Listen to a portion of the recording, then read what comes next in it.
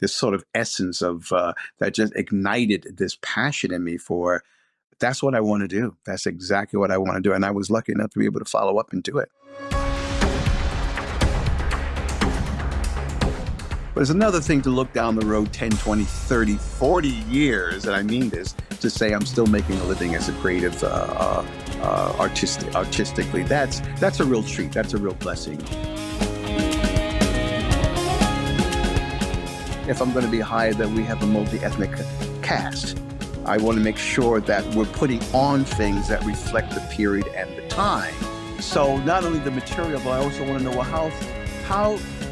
what is the theater's commitment to EDIA? Welcome to the Stage Link podcast. Today we're talking with Gregg Daniel. Gregg T. Daniel is best known for his recurring role as David Carter in HBO's show Insecure. In addition, he plays Reverend Daniels on another of HBO's hit shows, True Blood. With over 100 credits in film and television, Gregg's roles span the spectrum from comedy to drama to procedurals, science fiction, and children's shows. Big screen credits include Spiderman 3, 7th and Union, and Truth or Dare. Gregg recurred on HBO's Insecure and starred in the award-winning film 7th and Union. Currently, he's set to be in the upcoming sequel of Joker, Folie, Deux. Gregg is a very accomplished theatre director. He's a founding member and artistic director of the Los Angeles-based Lower Depth Theatre Ensemble. Gregg, welcome to the show. Thank you for having me. Thank you for that lovely introduction as well.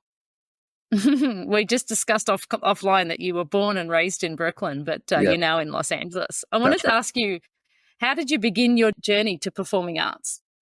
You know, I did it through, I think it was words. I think it was language. My father was an immigrant. My father was from the British West Indies at the time. Now, of course, they've been, it's independent. But as a result of living under British rule, we had Shakespeare, books of Shakespeare all around the place.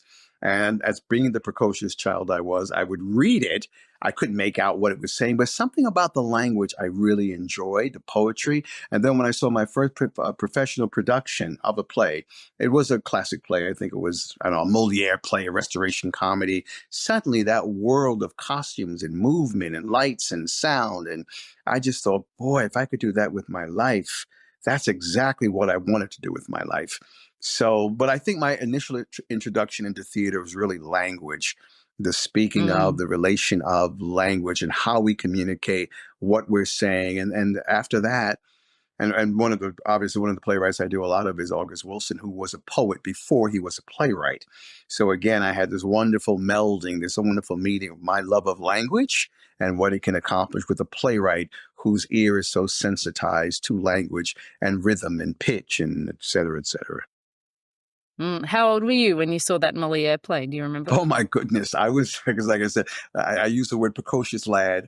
I was 11, 12, 13. I was young. I would say 11, 12, 13. And it was one of those school trips you take to see a play. And I don't know how we got to do a restoration comedy. Usually there were silly plays that you went to see, but this one just stunned. Literally, the roof blew off the theater for me when I saw this. There's just something that met this sort of essence of that just ignited this passion in me for that's what I want to do. That's exactly what I want to do. And I was lucky enough to be able to follow up and do it.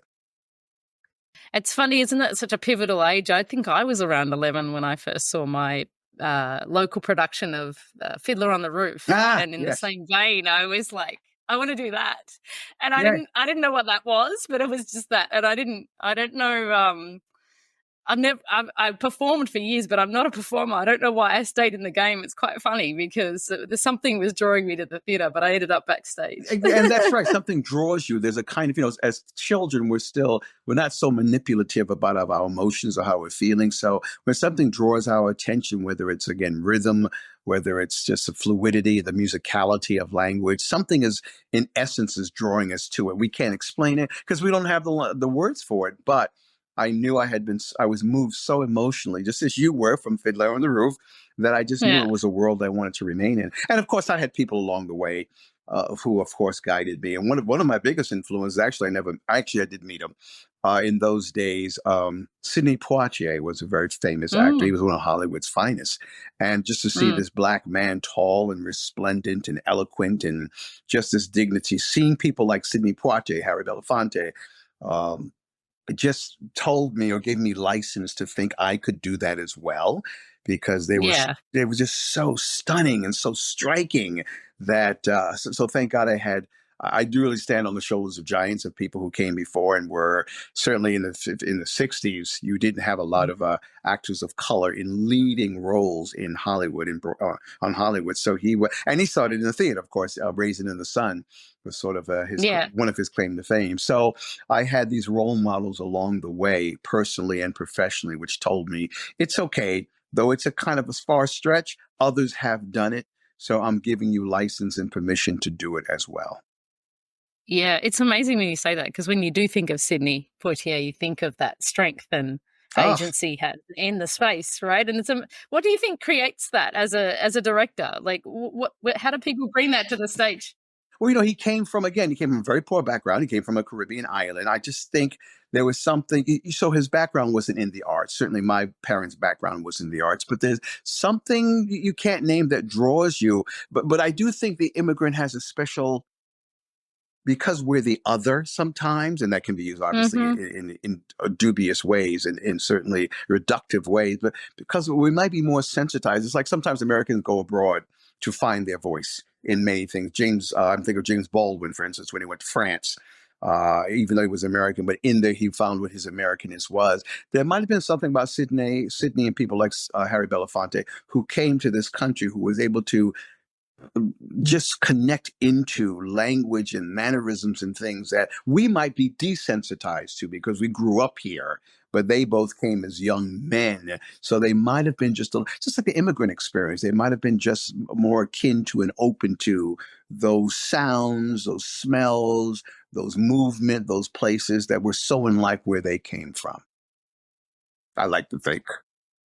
No, it's an interesting take. So you've done your career on both sides. You've been in the theater, but you've also been in television. Was Yes. that a choice for because of financial? You just TV and film pay, right? Well, it's because of my film and television that I'm allowed to do theater. I say because I think, obvious financially, but I respect acting in films and television. It's not something like it's a sloppy second or it comes in second. I mean, that takes an amazing amount of craft and technique to work on a film or to work on a television. But because I started in theater, I sort of segued into doing film and television. And that certainly paid. Where I was making hundreds of dollars a week doing theater, suddenly I was being paid thousands a week to do less than what I did in theater. So that was a neat. And then again, there are projects that come along that just make you go, "Oh, I would do this, whatever." There's still projects, whether it was on stage or on film or on television, I would do just to stretch my craft, just to stretch me as a creative artist. Just projects I want to be associated with, so I can make those decisions now. I can make those decisions a little more easily now of what I do want to involve myself in. Yeah, it's a little bit like me. As historically, I was a stage manager before I became a Ah, producer, and I would do theater, and then I would do corporate work because it paid more, and then I would run back to sure. the theater to do I the mean, we all had survival to the gigs passion. somehow. I mean, working in film and Yeah, television is not a survival gig, but we all did other things in order to able to enable us to do what we truly love to do. We all did. So it's just the treat is that I have a career, not a job. I just revel in the fact that at this point in my life, and that I've been able to do it for decades. Sustainability is a big thing. I mean, it's one thing to get a series or that's feature it. a few years and you're done, but it's another thing to look down the road 10, 20, 30, 40 years, and I mean this, to say I'm still making a living as a creative artistically. That's a real treat. That's a real blessing that I'm eternally grateful for. I'm still doing what I love to do. And how beautiful that that's a combination of both theater and TV Yeah, work, I right? think Like I'm a better that's director awesome. because I'm an actor. I'm a better actor because I'm a director. The one feeds the other. At Mm. least for me, one feeds the other. So I'm very, very lucky. I'm interested in your opinion of I've been watching the news recently. There's been a number of, especially in the States, arts institutions or theatres closing down. What do you think is happening in the live performing arts? Well, I do think we need to come up with new models. I mean, there are models that have sustained American theater for decades that no longer I mean, subscription series has always been the thing in regional theater. People come in and they buy, for your theater company, they may buy a subscription for 4 or 5 plays for the season. But now younger people don't want Right. to be tied into a season of plays. They may want to see this one, and then they want to see the one that's coming up fifth or the one that comes up third, and not the one that comes up fourth. So the model has got to evolve. The model for the regional theater and Mm. theaters has got to change. We're talking about nonprofit. We're not talking about Broadway. Broadway will always be fed by, it's there to make a That's an profit. institution. Exactly. But Hmm. nonprofit regional theaters around the country, we have to look for new models because, again, if you want to keep an audience coming, particularly of younger people, they don't want to be tethered down to a whole season of plays they must buy. So I think theaters are Mm. still struggling in finding ways. How do we appeal then to a younger set? How do we? But of course, having a subscription means you'll have funds for the next 4 or 5 plays. Sure. So it's Mm. still evolving. How do we? What else can we offer? How else can we change our basis and our appeal so that we can get those who only want to come maybe to 1 or 2 plays and still find it financially sustainable for the theater to exist? So we're being challenged, just like every age is challenged. I mean, there's been seismic changes in our models now nationwide because of the pandemic, because of the murder of George Floyd, Yeah. because of Black Lives Matter. I mean, there's been changes just culturally, ethnically, financially that we're Mm. all around the world are grappling with. So where does art stand in all of these wonderful, exciting possibilities? But certainly the hard work of how do we carve out a way forward is still in process, still in process. Mm. I'm a belief that the best art comes from disruption, right? When Absolutely. you're forced to fight for Has to it. evolve. It has to evolve. We can't use the same Yeah. models we did 60s, 70s, 80s, 90s. No, it's a different time culturally. So how do we, I mean, they say Yeah. very much Shakespeare wrote for his time. He wrote plays for his time. So how do we then Mm. create models and sustain playwrights and directors and actors and designers? I mean, we're talking about a whole ecosystem of creative people, not just directors or actors. How do we make it sustainable? How do we make it attractive for those who want to get into the arts, but want to make a living at the same time? So it's exciting. It's exciting. As you said, disruption is art usually is made from a Yeah. sense of disruption, not from being status quo or Mm. predictable. Usually the most exciting, compelling art is unpredictable. So we have to deal with these Mm. models and look at, well, what can we do now to change that? With your directing, does that mean that does your choice of what you're going to put on, is it based on that climate, or how do you choose the plays that you're going to direct? Well, usually in every play, there's a question. There's some sort of question. Let's think of some ethereal, no, some very, very compelling question. So I ask myself, what is the question this play contains that I think I can address myself to? Not that I know the answers. I don't go in knowing the answers because then it would be pat.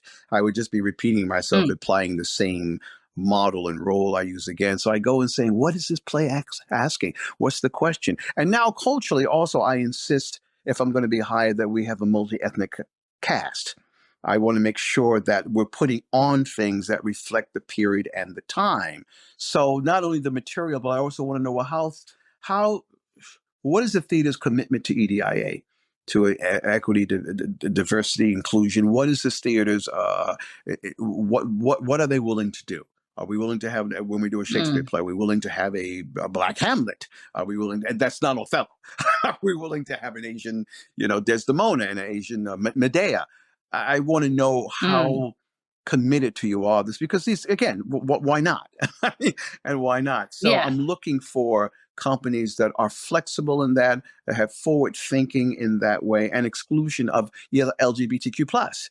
I mean, what is your commitment to that? What is your commitment to that? So not only the material and the questions it asks that are compelling, but from the design team to the casting, I want to know that I'm in an environment that is, if anything, pushing us forward and presenting American audiences with challenges and artists who are certainly up to the challenge and talented, rather than saying, in our talent must be done with an entire Caucasian cast. Well, why? Yeah. Why is that?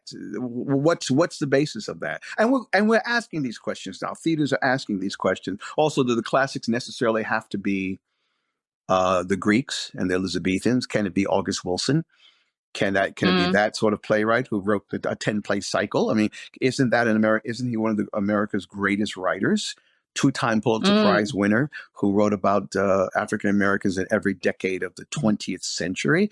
Isn't that a classic? And again, these things are being asked, and the theater I've been pleased to be associated with, A Noise Within, we've committed to do the entire 10-play cycle, the Pittsburgh cycle. Oh, that's amazing. Yeah. That's really, really cool. It's funny you say that, because I think that like one of the most obvious examples that come to mind for me is Bridgerton, where the TV show, they made a definitive decision to, and I think for the first time when you see it, you're like, oh, and then you're like, oh, okay. And then now you love it. Like, I think that diversity is beautiful to see. I live in a multicultural, I am a minority where I live. I live in Hong Kong, and I'm so used to that diversity, and to see that reflected on the screen is such a beautiful thing, I think. And like, it's refreshing. You want to see that on stage too. Yeah. And I've always found that, once you do mostly ethnic casting or whatever, within the first few minutes, people may look and go, oh, interesting, there's an Asian grandfather. But then, if the story's told in a compelling way, strong story, terrific story, artists are cast well, they forget it. They get into what is the plot points of the story. Why do we want to invest in these individuals? But if we don't continue to challenge ourselves and do that type of casting and that time of presentation, well, then we're just relying on some strange model of white supremacy or white privilege or something like that. So I always found that audiences, anytime I've mixed my audiences, always adopt to it. And they come out saying, that was my family, or that was my grandfather, that was my uncle, they always relate to it. So we have to ask, we have to challenge, certainly, to use the term, the better angels of ourselves, and be a little riskier in terms of what we're doing as theater artists. The series that you said that you're going to do all of them, as a person who hasn't read those, what does that bring to what you see as American culture? What does that represent? What are the themes that come from that? It's American history. I mean, it's a history about a group of people you may not have been very familiar with. I mean, we don't know what it was like in 1920 or 1911. What is it like in 1980s? What is an African-American person's experience, which is fundamentally American? But again, if we don't present these stories, I've had primarily white audiences just come to August Wilson work, and they're so glad to be able to understand, or at least enter into this world that it wasn't part of their upbringing or understanding, and take away from that humanity. I can't tell you how many times someone who is not African-American will say, that was my family, that was my uncle, that was my cousin, oh, that was my this, that was my that. So they've entered it, they've opened up themselves and their humanity in a way by presenting these quintessential American stories. He's writing about, again, African-Americans in America, but also, in many ways, isn't it the immigrant story of, in many ways, of how a people come together to try to face racism and bigotry, but then try to thrive and provide a better culture for their children. So I think it's a way of opening oneself up and acquainting oneself with the world you may not know, could not have known in a very accepting environment. And now a note from our sponsor. The StageLink podcast is proud to be sponsored by ClearComm. ClearComm is the leader in voice communications for theatre and the performing arts. Call your cues with the simplicity and elegance of ClearComm Intercom solutions. You can find them at clearcom.com. Go check them out.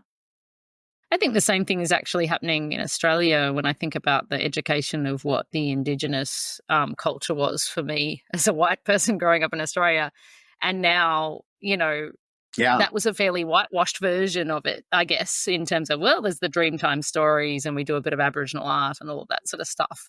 There's a much more reckoning happening now where we're acknowledging, obviously, there's this whole other history that exists that we're absolutely part of.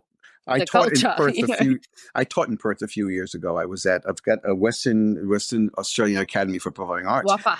Yes, I was like, well, exactly. And I directed a show there and taught some classes there. And again, there is this reckoning of Aborigine in terms of culture and history, and the type of plays they're choosing, and the type of actors they're being let in to be trained in the program. And again, I was pleased to see, or else I wouldn't have been a part of it. I was pleased to see how they were stretching, in some words, stretching and challenging themselves to be far more cognizant of the world around them. But if we continue to accept this model of white privilege and white supremacy, then we'll never see these wonderful diversity of cultures and stories.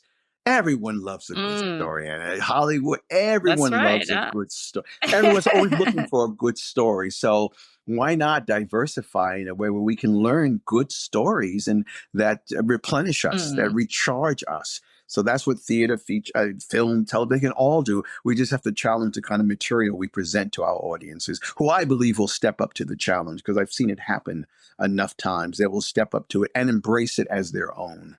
So you teach, you still teach at I USC do. School I of do. Dramatic I just Arts? went to a commencement. Yep, I still teach at USC, and that's just Yeah, glorious because yeah. I see in these young actors they're so ardent. They really want to get it. They want to be. They want to climb mountains, and they want to stretch their instrument. It very much reminds me, of course, of when I was a young. A young actor in a conservatory Yeah. program, so they just give me a lot of energy. I always say by the end of the semester, I've learned a lot more from you than you've learned from me. I did. They just Oh, inspire me. I think that's generally a teacher does. It always fills your cup as well, Oh, doesn't it? I mean, When to you're see working them with take students. steps and go beyond their comfort zones and enter into areas that are a little more dangerous, or but just take this leap emotionally, physically, vocally.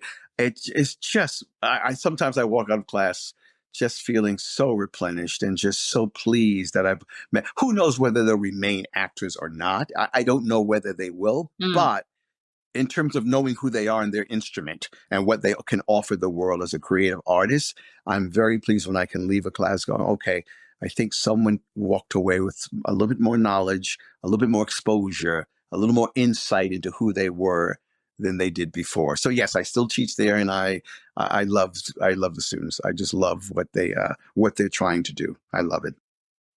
mm. When you teach directing, how do you bring? I guess everybody has their own style, their own vision. How do you bring a director out of a performer, out of an actor? How do you coach somebody into directing I would first tell them in the first ability to direct a show? I would first tell them you don't need to have all the answers. You don't need to walk into the room knowing every answer to every question. We're not to be dictators. We're not to be, or everything we say is right. I try and foster a more collaborative spirit. I work with my actors and my design team as a director. Sometimes they give me answers or they provide insights that I didn't Mm, have. Yes, I do all the research and all the background and all the dramaturgical work. I do all that. But it's not until you're with a group of alive artists with their own thoughts that sometimes feed the story. So first I try to let them go with that. Directing's about having all the answers. It's really about asking the right questions. And then we just get back down to mm, basics. It's just what's the story? Who wants what? Why do they want it? And what's preventing them from getting it? It's so basic. I almost feel mm. like I shouldn't take their money. I will, but I shouldn't. But if you can clue into, well, what's the story here? Who wants it, and why do they want it? But what's preventing them? That's the stuff of drama. That's conflict. That's the stuff. So I try to get them to Mm, just read that. To get all the other thing, let's just start with that. Let's define, what does Hamlet want? Why does Hamlet want? His father told mm, him he has to go kill his uncle because his uncle killed him and slept with his mom. And what's preventing him from stopping? Well, he's a little, he seems he can't decide the right course in terms of avenging the ghost, and he's procrastinating. He doesn't seem to. So then we have already the basis of beginning to direct a scene because we know who the character is, what he or she wants, why they want it, and what's preventing them from getting it. You start with that. You focus in on that. That's a great beginning to any drama, any playwright worth their salt begins with those steps. August Wilson, what do mm. Black people want? They want full enfranchisement in society. They want to be able to provide for their children. What's preventing them from getting it? Racism, bigotry, the history of slavery. You start from there and you can always find the answers to at least start you off. And then, of course, your actors will begin to fill in. They'll start filling in things for you just by nature of living that character that goes, I didn't see that before. I didn't know that. So I trust my actors very, very much. And I work collaboratively with them Mm, all. That's a way to start. amazing. Do you have a favorite August Wilson play? My three favorites are Gem of the Ocean, Joe Turner's Come and Gone, and The Piano Lesson, which I'm about to direct in the fall. Those are my three favorites. I mean, they're all obviously amazing plays, the 10 play cycle, but those I would have to say are Gem of the Ocean, Joe Turner's Come and Gone, and The Piano Lesson. So I'm thrilled I'll be able to essay one of them very, very soon. That's amazing. I'm writing them down because I'm going to go look Oh, them up those for later. me. It combines African folklore and mysticism and history. Something magical about those plays, and it's just yeah. Those three for me are the pearls, are the pearls. But of course, the others are equally wonderful. Those are the ones that just really appeal to me. I love that. I love I very random story. I don't know why it came up, but my son has a friend who's very good at piano, and he's an Asian child, and he came over, and we have a piano here, and he started playing it, and then he said, "Do you want to hear a song?" I said, "For sure." He said, "This is a Chinese folk song." He goes, "I figured out how to play it on the piano," and and he started, and obviously I've never heard this music because it's a Chinese, Sure. local culture song. And it was the most beautiful piece of music that I was almost brought to tears. And he's sitting there just playing it. And it just opens that window to Yeah. another world. And that's why, when you think about August Wilson stuff, it's that viewpoint, that's that particular culture reflecting back what the world is to them. And I think that's just so Absolutely. beautiful. Well said. Absolutely. And that's why we need art. That's why we need art in our that's why dictatorial regimes, the first thing they do when they take over is they put a clamp on the arts, on the artists, because they want to reduce your vision of the world to how they see it and what they want you to do. They don't want you to have this expansive vision of the world and other people in the world. That's why the arts are usually one of the first thing, journalism, news, and the arts. Boom, let's get rid of that because they're teaching people to think Exactly. independently and to think. No, no, no, no, no, no, no. We need them to be in one line. So yes, the arts do that. It still does that. It still Mm. opens us up to many, many, many kinds of experiences that are worth it. I mean, it's been thousands and thousands of years, and everyone's saying, the arts aren't going to survive. What's going to happen to the theater? I've heard the prediction. I've heard predictions about the theater dying, at least in America, for so many decades, and it's getting old now. No one wants to come to this. No one's coming to that. Yes, it has Yeah. to evolve, but in terms of it dying, it never has. Never has. Yeah. More specifically, we talked a little bit about American theater, but how does the because when we think from outside, I guess it may naively that Los Angeles is a movie and TV town. How is theater in Los Angeles, and what's the scene like there? Well, it's amazing. It's always been sort of elite to think that New York, Broadway, is sort of the epicenter of the theater world. Not so. There are so many fantastic theater companies. Now, they're not all for profit. Again, they're nonprofit, but between Mark Taper Forum, Pasadena Playhouse, and even smaller companies like East West Players, the Town Street Theater, there's so many. Oh my God! Any given evening, you can have a choice of so many plays. But we come to think of, again, that's that elitist. If it's not from New York or birthed in New York or playing in New York, somehow is illegitimate. When I have seen plays start here and go on to play, in fact, In nationally, New York? internationally, and in New York. So there's a very healthy culture of theater, diverse theater here in Los Angeles. It's film and yes, there's tons of film and television because the studios are here, but there's also equally Yeah. a lot of wonderful theater companies that are forever producing and finding new plays and putting them up and doing the classics. So yeah, look at the season that I'm involved in. We're doing Miss Alliance this season. I'm not directing. I'm saying we're doing Miss Alliance. We did Sweeney Todd was one of the plays. So it's just this variety, and this is all in Los Angeles. This is all in Los Angeles, a variety of plays. So I totally reject that. LA is devoid of culture, and the theater world really belongs to the East Coast. I don't know who made that up, but that's some elitist notion of where theater is born and evolves from. No, it's not that at all. It's No. wonderful out here. Wonderful. Yeah, amazing. So tell us a little bit more about the Lower Depth Theatre Ensemble. So how does that? Well, that's a theater company. Some colleagues and I began it about in 2010. We started to want to work with our own actors, designers, playwrights, the kind, because you can either wait until you get a situation where you can do that, or you create your own company. Now, companies are very, very difficult. Don't get me wrong. You're always needing money. You're always trying to please your constituent. However, we have a shorthand in the way we speak to each other and the way we create our art. Usually when we choose a play, there's four of us, my wife and another younger couple that came together to form Lower Depth Theater. As soon as we hear a piece, we usually have it read in an informal setting. We know whether it's a lower depth play or not. There's something about the musicality and about the play.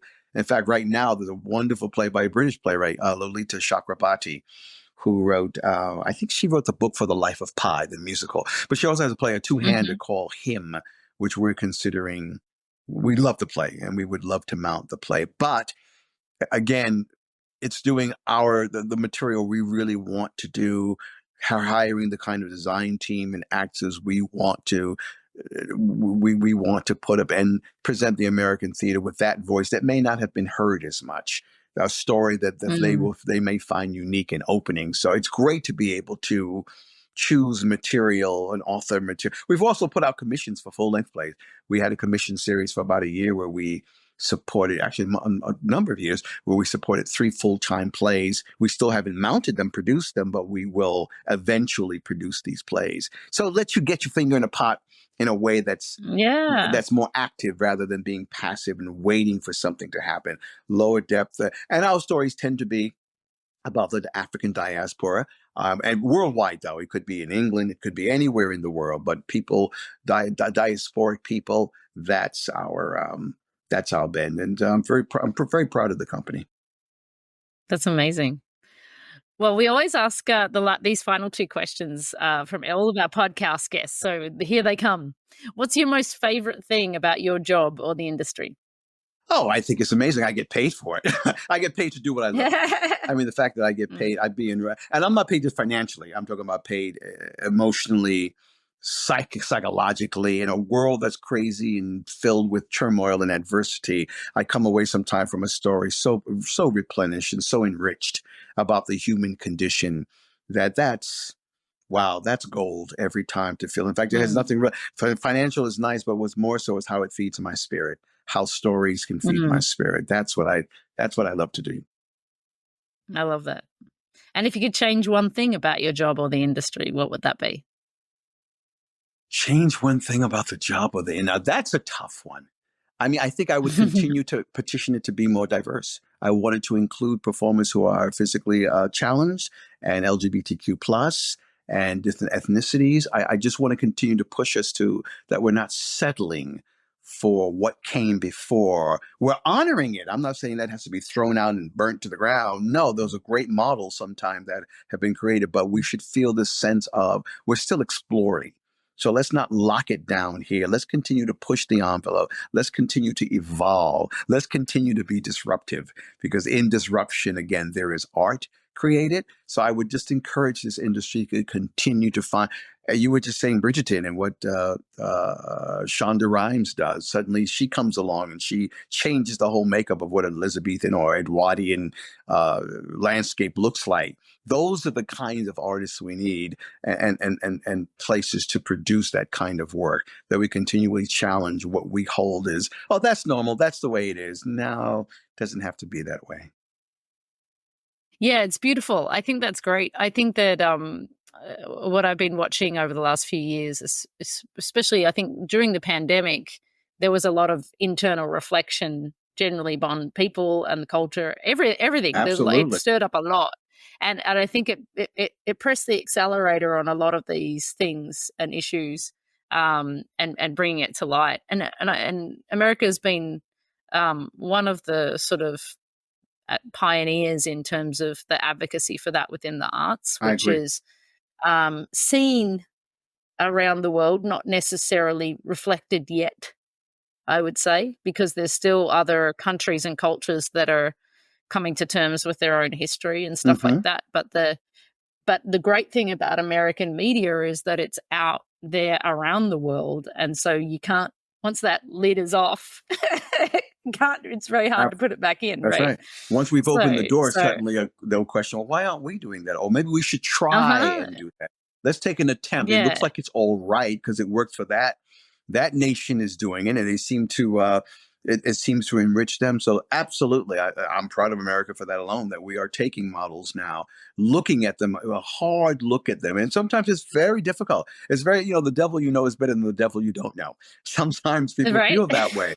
Well, I know this. I want to stay here. I don't need to change it. But disruption will create a much greater sense of who we are as a society, community, as a nation, where we belong in the international community. But we have to question these older models and evolve with some newer ones. Yeah. And all of that unconscious bias, right? Like, I think it's what you don't know what you don't know, right? And I think if you're not, and that's what's beautiful about arts is when you shine a mirror or like put a mirror up in front or ask the question or frame it differently, then you're like, oh yeah, I don't understand. That's right. That's right. The African American experience. I don't know the history That's right. That's right. of what they've gone through. I don't, and I've lived next door to them all my life, right? Like that's interesting. And that's part of the EDI training, in fact, just to reckon with unconscious bias. You may not even realize that you're choosing the thinner person over the fuller person, or the taller person, or the lighter person.